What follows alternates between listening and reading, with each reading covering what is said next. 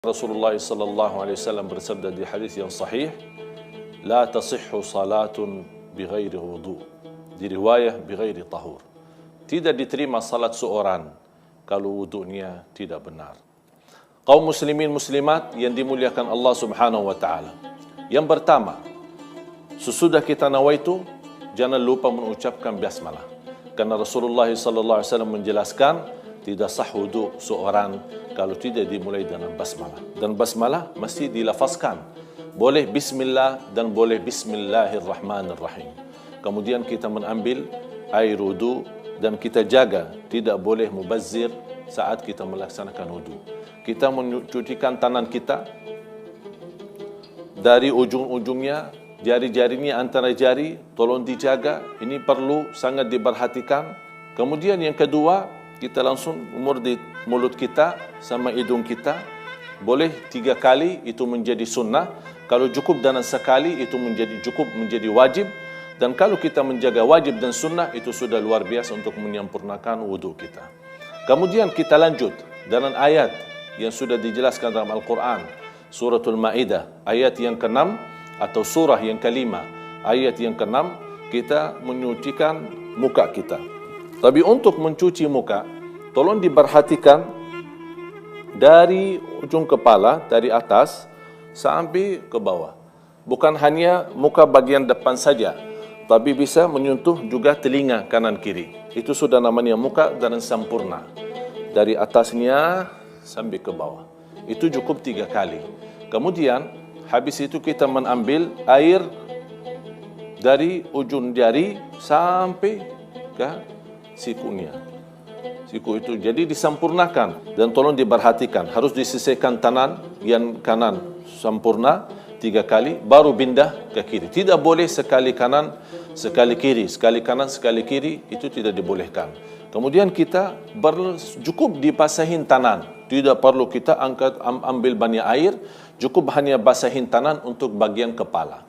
Bagaimana kita usap kepala kita? Mulai dari bagian depan sampai ke pertama posisi leher kita. Tidak perlu kita baling ke belakang sambil kita sempurnakan leher, tidak perlu. Cuma bagian atasnya aja sudah cukup. Biarpun rambutnya panjang tidak menjadi masalah. Jadi cukup dengan basahin, kemudian kita ambil dari depan kepala sampai ke belakang, kemudian balik lagi. Cukup hanya 1 kali saja. Itu yang sempurna. Di mazhab Imam Syafi'i membolehkan bagian daripada kepala. Basahin tangan kita, kemudian kita usap bagian depan yang termasuk ini juga kepala. Karena Allah SWT menjelaskan famsahu biru'usikum. Di sini tafsiran biru'usikum, apakah kepala sempurna atau bagian? Dua-duanya boleh. Kemudian bisa dibasahin jarinya.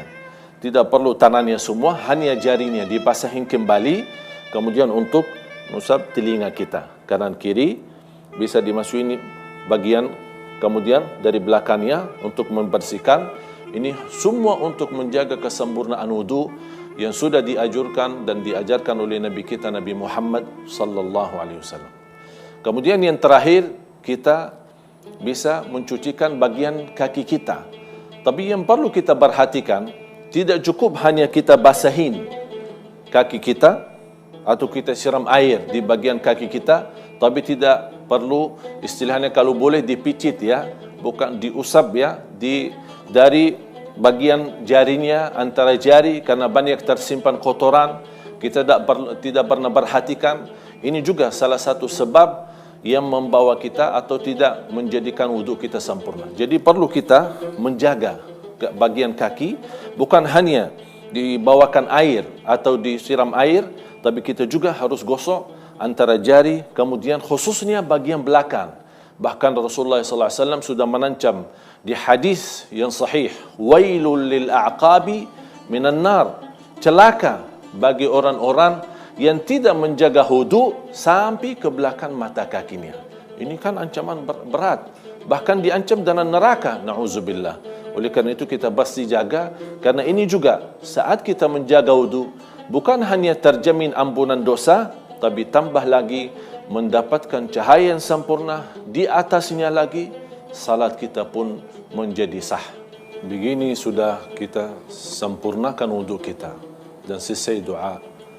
Saat kita selesai wudhu kita, jangan melupakan bawa doa Nabi kita Nabi Muhammad sallallahu alaihi wasallam. Dan saat doa mau angkat tangan, tidak angkat tangan, dua-duanya boleh. Asyhadu an la ilaha illallah wahdahu la syarikalah wa asyhadu anna Muhammadan abduhu wa rasuluh. Allahumma ja'alni minat tawwabin waj'alni minal mutatahhirin. Apa kata Rasulullah SAW? Barang siapa selepas wudu membawa doa ini akan mendapatkan pahala masuk surga lewat 8 pintu. Artinya akan Allah kasih pilihan pintu mana saja yang kamu mau, pintu mana saja yang kamu pilih mendapatkan kemuliaan masuk surga Allah Subhanahu wa taala. Mudah-mudahan apa yang sampaikan bermanfaat bagi kita semua. Kurang lebihnya mohon maaf.